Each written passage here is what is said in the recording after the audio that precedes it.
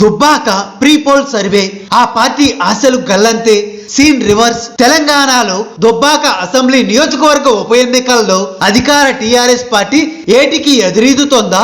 కాంగ్రెస్, అధికార TRS, BJP బరిలో దిగిన ప్రధాన పోటీ మాత్రం టీఆర్ఎస్ బీజేపీ మధ్యనే నెలకొంది. బీజేపీ అక్కడ అంచనాలకు మించి పుంజుకుందా? ప్రస్తుతం ఉన్న పరిస్థితుల్లో బీజేపీ గెలుపు తీరాలకు దగ్గరలో ఉందా అంటే తాజా అంచనాలు, సర్వేలు అవుననే అంటున్నాయి. ఉప ఎన్నిక నోటిఫికేషన్ కు ముందు అధికార పార్టీలో ఉన్న ధీమా చివరకు పోలింగ్ తేదీ దగ్గర పడుతున్న కొద్దీ సడలుతోన్న పరిస్థితి కనిపిస్తోంది.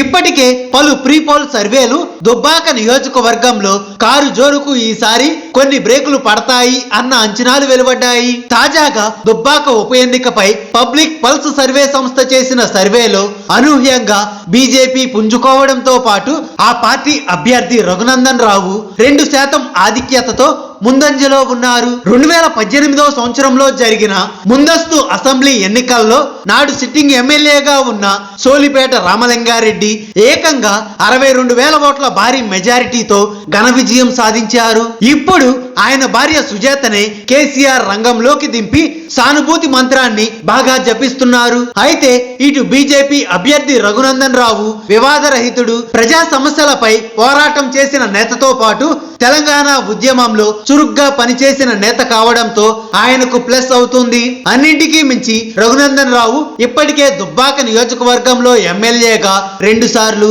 మెదక్ ఎంపీగా ఒకసారి ఓడిపోయారు. అంతకు ముందు ఇదే ఉమ్మడి మెదక్ జిల్లా ఎమ్మెల్సీగా టీఆర్ఎస్ నుంచి ఓడిపోయారు. 4 సార్లు ఓడిన రఘునందన్ రావుకు ఇప్పుడు సోలిపేట సుజాతకు మించిన సానుభూతి ఏర్పడుతోంది.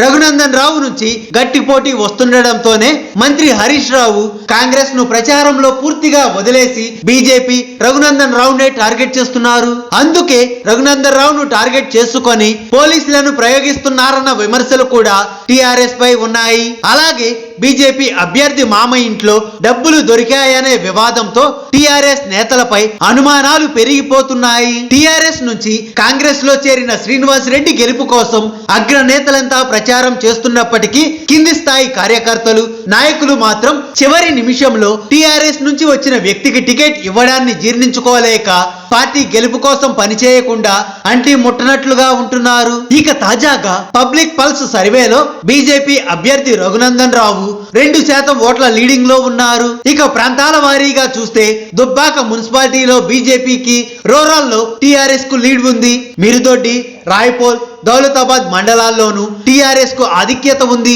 తోగుంట మండలంలో కాంగ్రెస్ కు ఆధిక్యత కనిపించగా చేగుంట, నర్సింగ్ మండలాల్లో బీజేపీకి ఆధిక్యత ఉంది.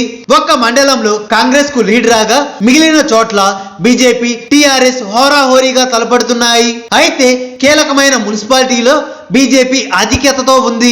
బీజేపీ జాగ్రత్తగా పోల్ మేనేజ్మెంట్ చేసుకుంటే ఆ పార్టీకి గెలుపు అవకాశాలు ఉన్నాయంటున్నారు. మరి ఏం జరుగుతుందో చూడాలి. హాయ్ ఫ్రెండ్స్, మా టుడే టుమారో యూట్యూబ్ ఛానల్ చూస్తున్నందుకు చాలా థ్యాంక్స్. మరిన్ని లేటెస్ట్ వీడియోస్ కోసం వెంటనే సబ్స్క్రైబ్ చేయండి. అలాగే ఈ బెల్ ని కూడా రింగ్ చేసేయండి. మా నోటిఫికేషన్స్ అన్ని మీ మొబైల్లో వస్తాయి. అలాగే మా వీడియోస్ మీకు నచ్చితే లైక్ చేయండి, షేర్ చేయండి, నచ్చకపోతే కామెంట్ చేయండి.